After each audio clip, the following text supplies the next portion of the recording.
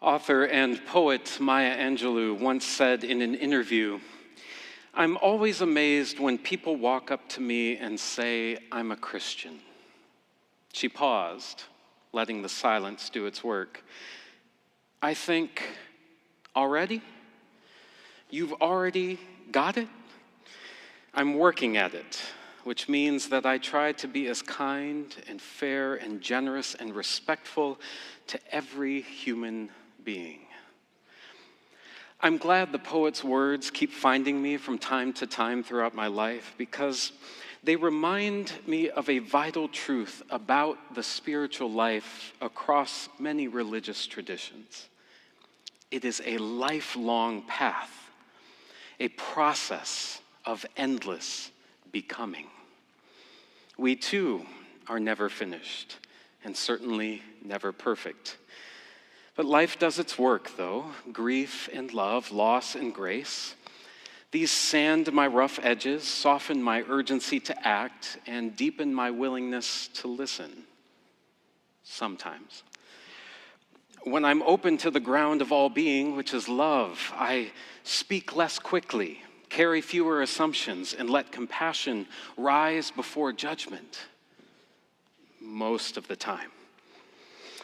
What I love in Dr. Angelou's reflection is her refusal to say, "I have arrived." Rather, she says, "I am still becoming." That is the voice of a seeker, the sound of a soul awake, open, and humble. How different from so many voices in the public square today. Voices that do not whisper humility, but shout certainty. I'm thinking especially of voices of white Christian nationalism draped in garments of power, who do not speak of becoming. They do not admit to trying. They claim to have arrived as God's chosen, America's rightful heirs, defenders of a faith they believe is theirs to wield like a weapon and impose upon others. Maybe this attitude is reminiscent of former church experiences we've had as well. But the moment that religion becomes an identity to defend, rather than a path on which our deepening union with the holy deepens our love for neighbor, it turns dangerous. When faith becomes an insider badge of belonging to brandish against the others outside the fold, it becomes toxic. And when wedded with white supremacy and nationalism, it becomes evil. But alas, I am straying from the first sign of authentic spirituality and growth, which is always about changing ourselves, not changing others. Like I said, still trying.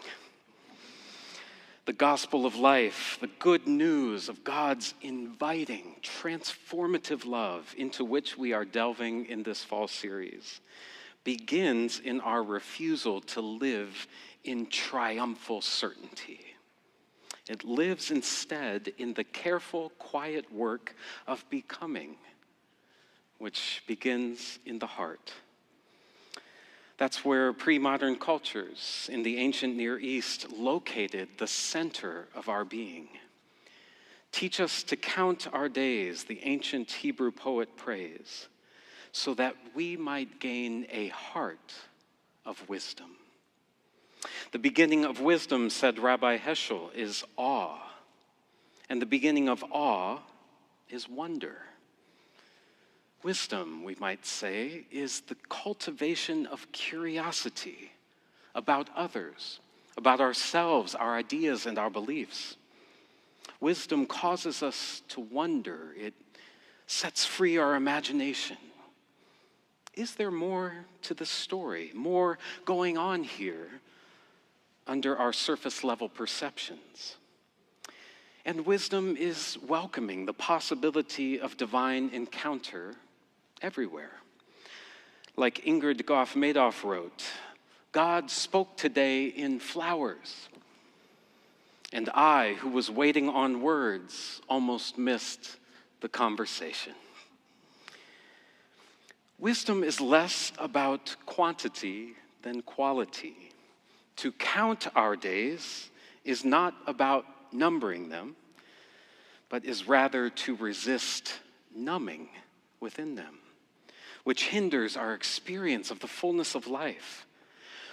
There is a church up in Santa Clarita that bears the name of Saint Kateri Tekakwitha of the Mohawk tribe. Her name literally means she who bumps into things. I love that. The spiritual life isn't about avoiding life's messiness, but diving right into it. Bumping into people, gently of course, with curiosity and grace. Bumping into challenges and the ordinary and mundane, and entering them with more intention. Letting them surprise us with sacredness. Mystics speak of the possibility of encounter with the ultimate reality in the practice of the present moment. Moments where past and future collapse into the eternal now.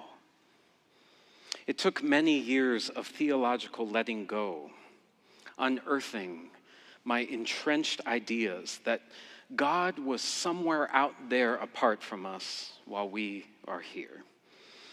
And that prayer, by extension, was about expressing my sometimes ill-guided will and expecting God to meet my every hope and whim. Inevitably, of course, prayers went unanswered. It was especially when my grandmother passed away from cancer when I was in the 9th grade that set in motion a decades-long unraveling and re-raveling, is that a word? Of prayer.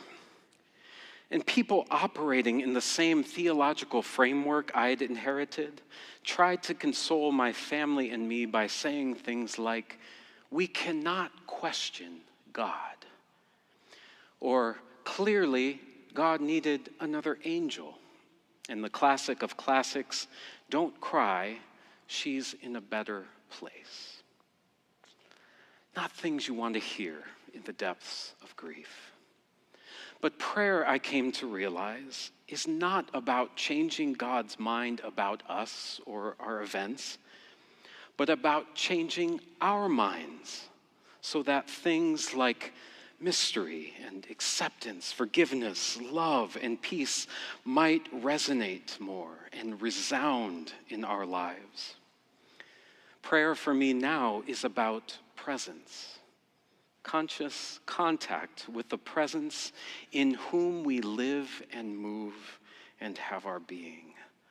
A presence, I've come to believe, whose very essence is love.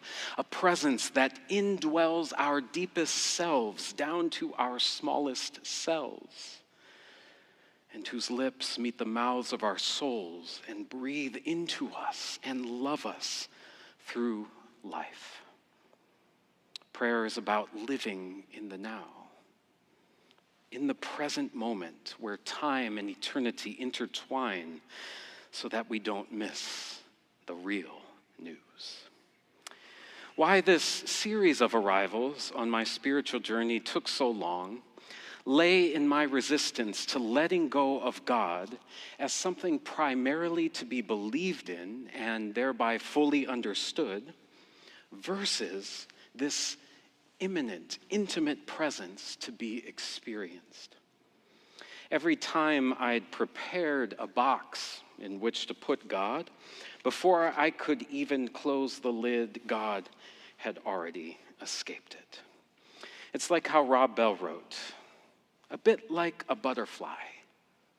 You can capture a butterfly and pin its wings down to study the colors and shape and design, but the moment that butterfly is still, and you're able to make the most precise and detailed observations about that butterfly, is the moment the butterfly can't fly anymore.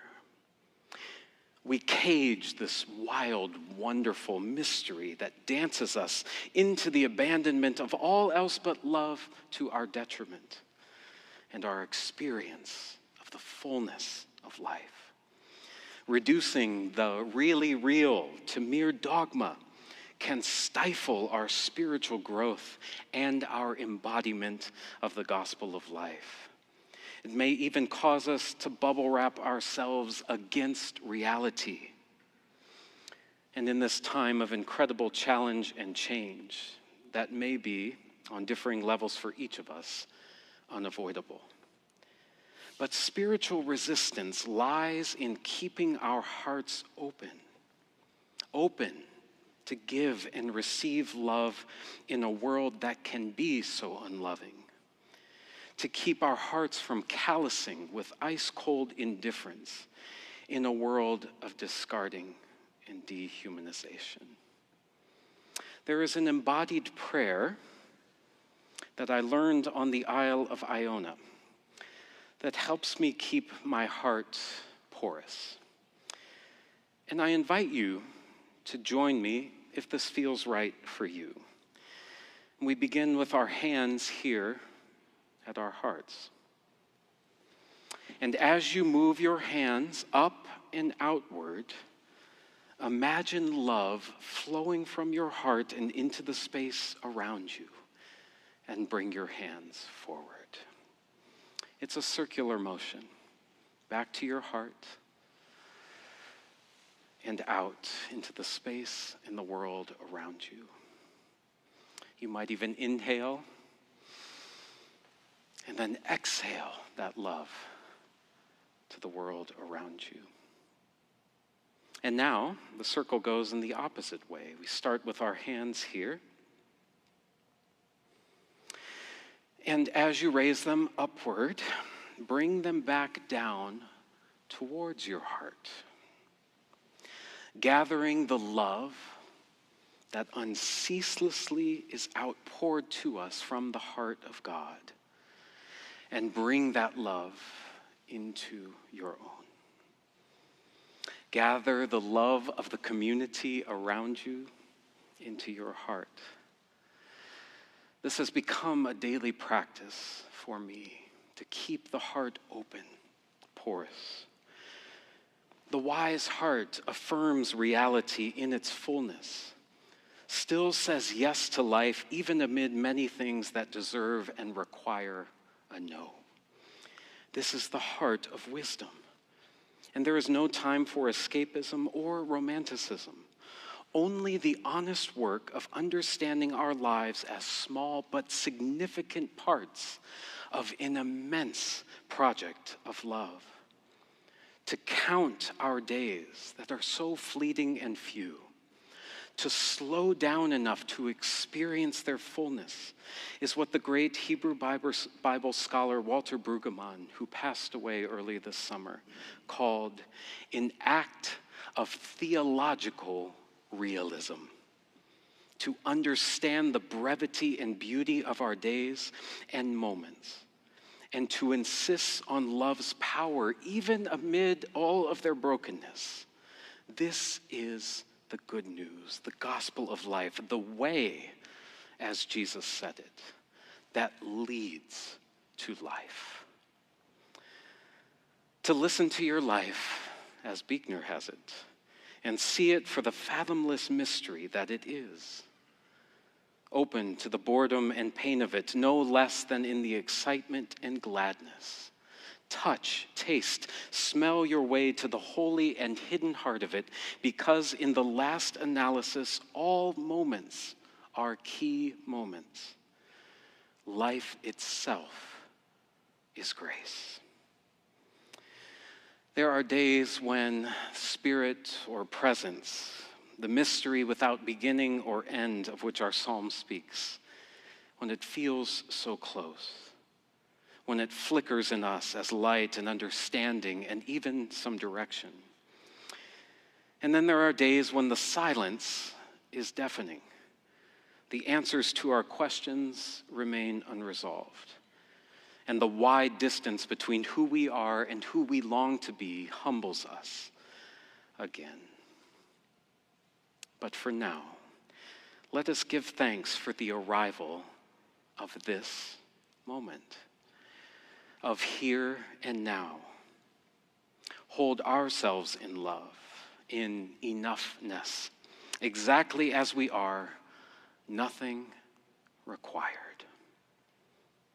And let us keep curious, ready to be awed in wonder, keep our imaginations alive, questioning, doubting, learning and relearning, trusting that all will be revealed in time. Trusting ours is a process of endless becoming. Think of the big moves you have already made, reminds the Sufi mystic. From a single cell to a human being. Stay light-footed and light-hearted and keep moving. Amen.